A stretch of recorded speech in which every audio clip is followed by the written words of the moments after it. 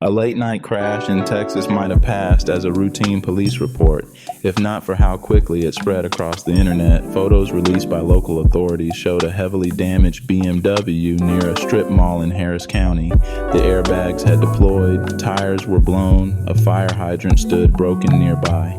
What drew national attention, however, wasn't just the crash, it was the woman involved. Her appearance, the circumstances, and the way the images were immediately turned into spectacle online. According to police, the driver was arrested on suspicion of driving while intoxicated. Authorities did not initially release her name, but social media users quickly began speculating about her identity. Some posts began circulating claiming that she was known online as a performer called Juicy T. Later, she actually confirmed that it was her, which spread faster than speculation ever did. Within hours, the story shifted from a traffic incident to viral commentary. Memes appeared, jokes followed. In the original issue, someone potentially in crisis behind the wheel was largely overshadowed by mockery. That pattern is familiar. In the adult entertainment industry, visibility is currency, but visibility cuts both ways.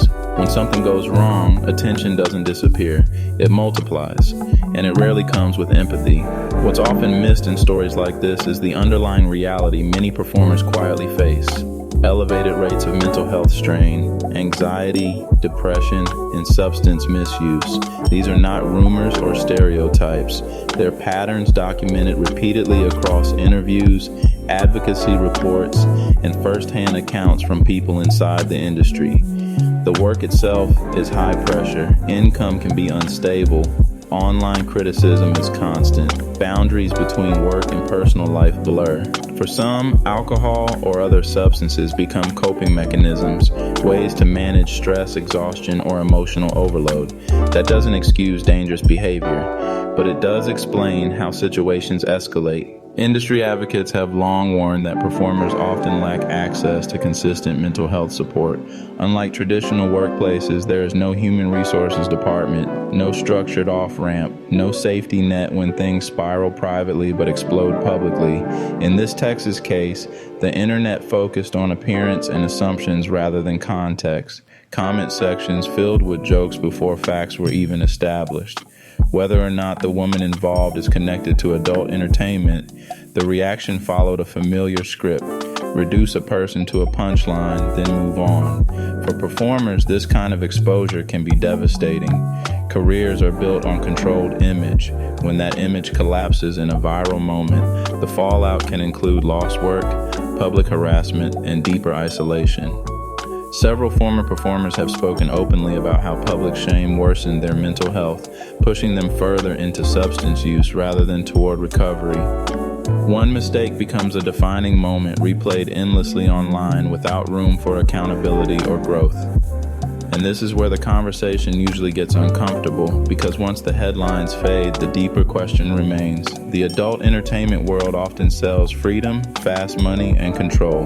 But behind the scenes, many performers operate without long-term safeguards. No consistent mental health support, no structured off-ramps, and no real safety net when stress, substance use, or burnout quietly take hold. For some, alcohol becomes a coping mechanism. For others, it's prescription medication, recreational drug, or constant dissociation just to stay functional. The work won't always cause these struggles, but it can amplify them, especially when personal branding never shuts off and mistakes become public spectacle overnight. A moment where private struggles collide with public consequences, law enforcement, and viral judgment all at once. Because stories like this aren't just about one person making a bad decision. They're about an ecosystem that profits heavily during the highs, but disappears when someone hits a low. The takeaway here, it's that conversations around adult entertainment need to evolve beyond shock and scandal, and toward mental health, substance abuse awareness, and what real support looks like in industries that move fast and forgive slowly. There's also a dangerous feedback loop at play.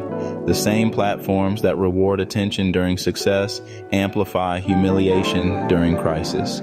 And once a narrative takes hold, corrections rarely travel as far as the original post. Law enforcement officials use the crash images as a reminder about the dangers of impaired driving. That message is important. But so is recognizing that prevention doesn't start at the roadside. It starts earlier, before stress compounds, before coping turns harmful, before someone gets behind the wheel in the first place. Mental health resources within adult entertainment remain limited, fragmented, and often stigmatized. Many performers fear that seeking help will be interpreted as weakness or risk to their employability. Others simply don't know where to turn. Stories like this one shouldn't end with laughter or outrage. They should prompt harder questions. What support systems exist for people whose livelihoods depend on constant exposure? How quickly does online ridicule discourage people from seeking help? And how many similar moments never go viral until they do? Juicy Tea will face legal consequences if the charges hold. That process belongs to the courts, but the broader lesson belongs to the culture watching from the sidelines. Behind every viral image is a human being, and behind many public breakdowns are private struggles that never make the headline. If the internet wants to keep consuming stories from adult entertainment, it also has a responsibility to understand the pressures that come with that visibility. Because when mental health issues are ignored, they don't disappear.